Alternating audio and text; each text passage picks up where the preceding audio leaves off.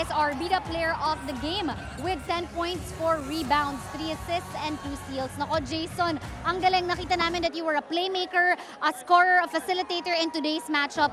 So ikwento mo naman sa amin, paano mo nagawa yun? What worked for you in today's game? Basta, yun nga, play as a team, sabi ko lang sa mga teammate ko, kung meron kayong mga wide open shot, and then once na nakuha na yung rebound, basta takbo lang kayo, ipapasa ko. So, lahat yun.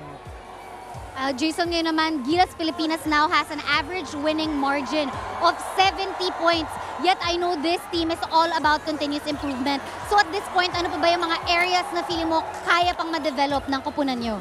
Marami pa, especially in our defense, kasi medyo maraming nalilito pa sa defense namin kasi yun nga, we're preparing para sa mga future games like FIBA Asia. So, yun, sana makuha namin dito.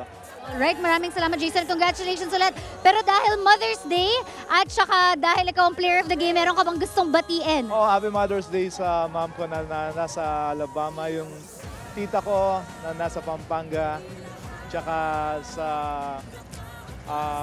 soon to be wife ko na nanonood.